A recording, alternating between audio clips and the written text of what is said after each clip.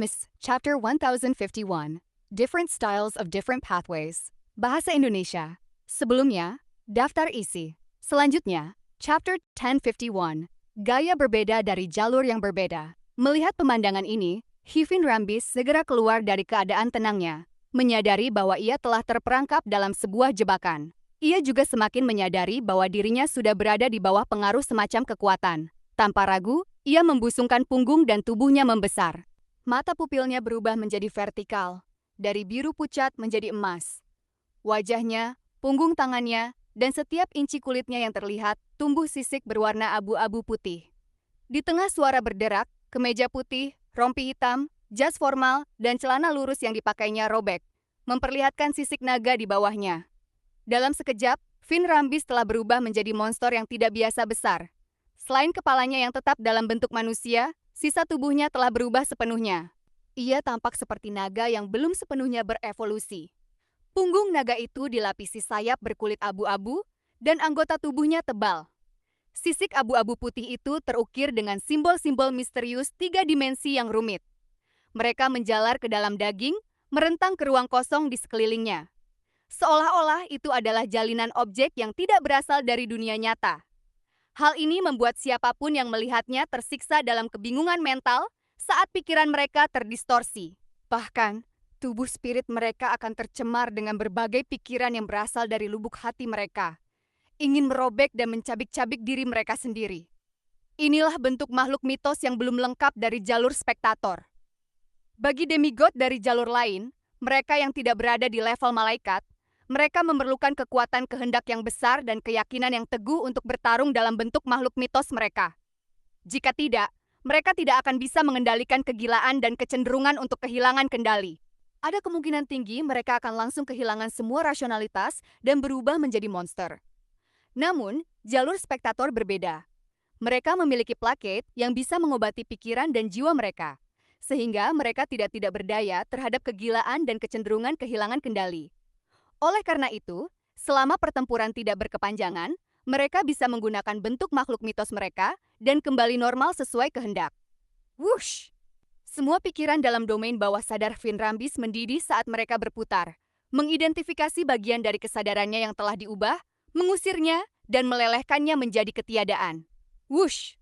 Angin kencang melanda avatar naga abu-abu putih Hyevin Rambis. Seolah-olah itu berasal dari kenyataan, tetapi juga seolah-olah berasal dari dunia ilusi. Mereka membawa kehendak tertentu saat berputar ke segala arah. Setiap makhluk yang terjerat pasti akan terjebak dalam berbagai keadaan abnormal. Terdiam terpaku di tempat, atau melarikan diri secara buta menuju sudut-sudut taman. Ada berbagai derajat kehilangan kendali saat lutut mereka bergetar sebelum mereka terjatuh ke tanah. Beberapa bahkan langsung pingsan dan jatuh ke dalam koma.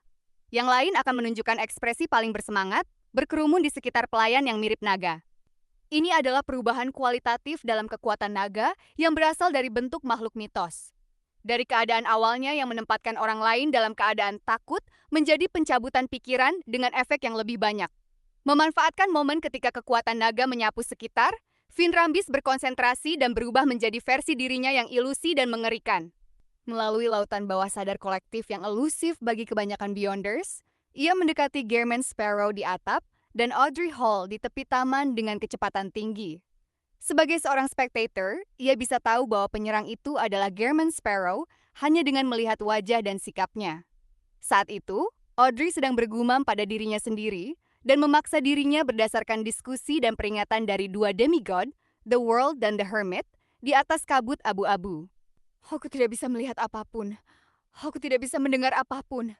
Aku tidak bisa melihat apapun. Aku tidak bisa mendengar apapun. Ia berusaha menghindari kehilangan kendali dengan tidak langsung melihat bentuk makhluk mitos Hyevin Rambis.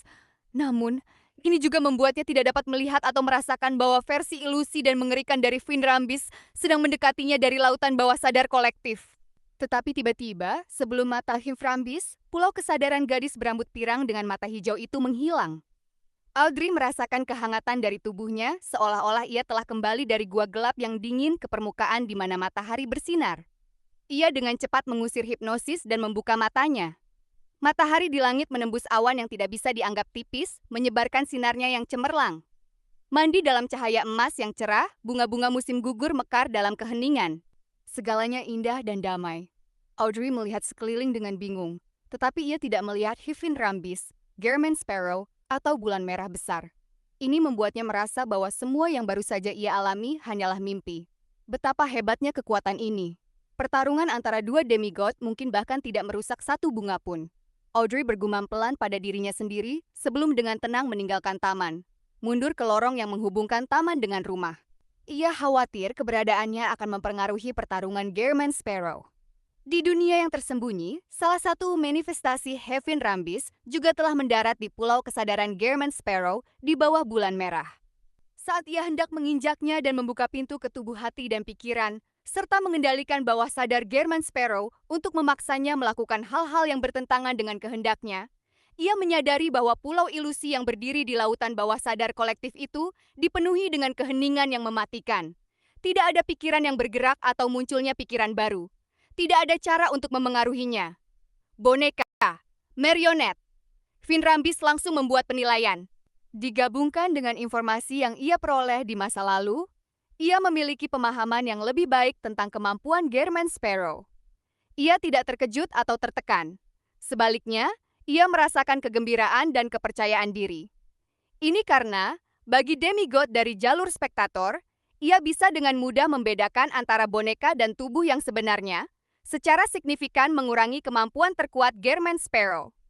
Selain itu, apakah kau pikir boneka bisa menggagalkan invasi pikiranku dan kendali atas kesadaran seseorang?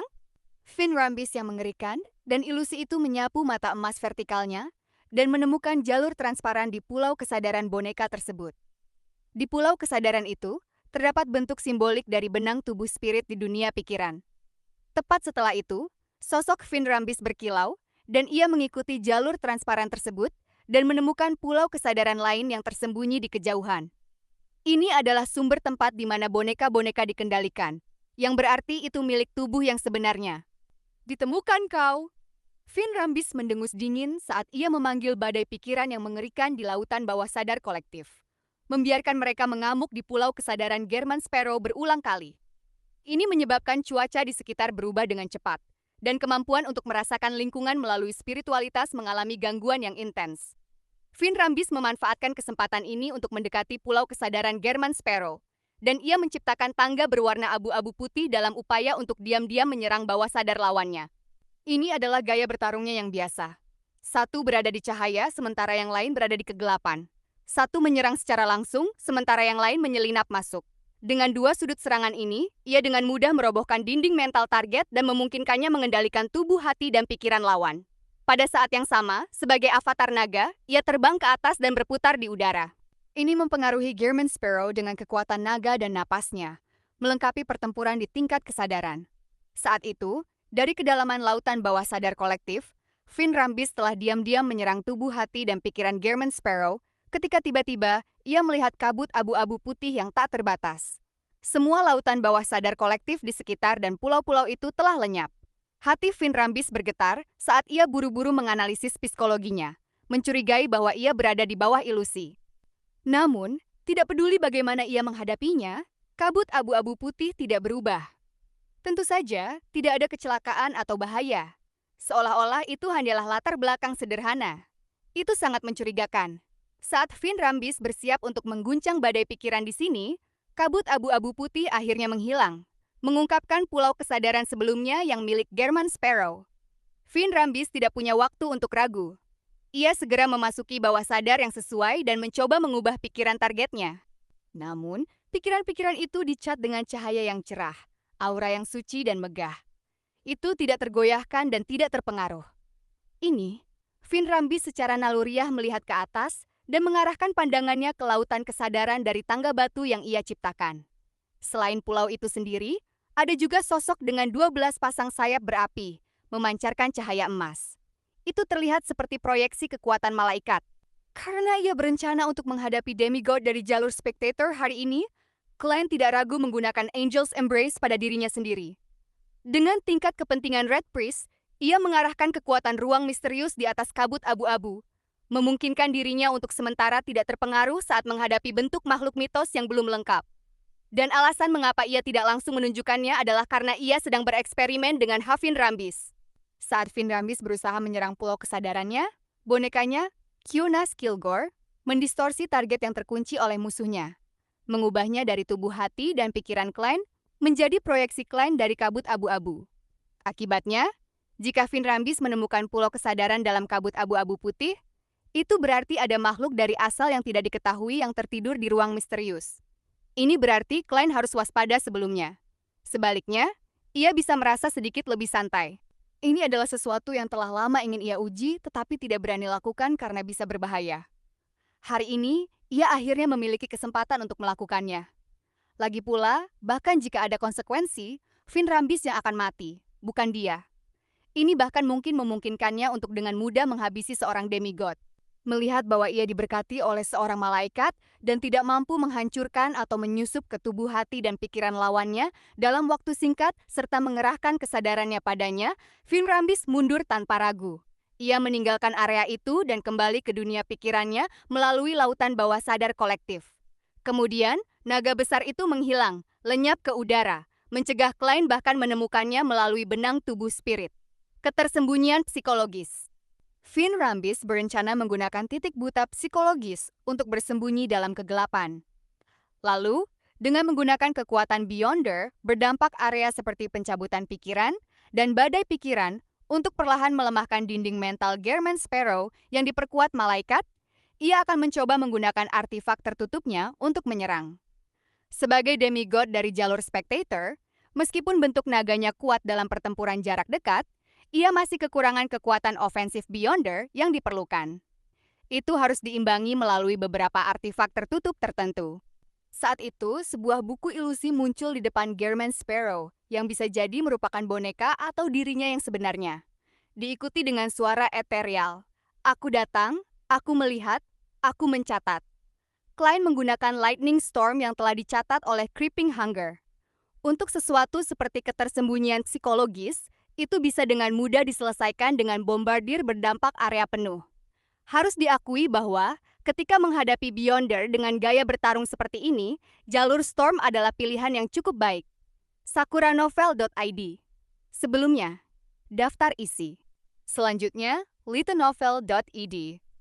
Komentar, be the first to comment.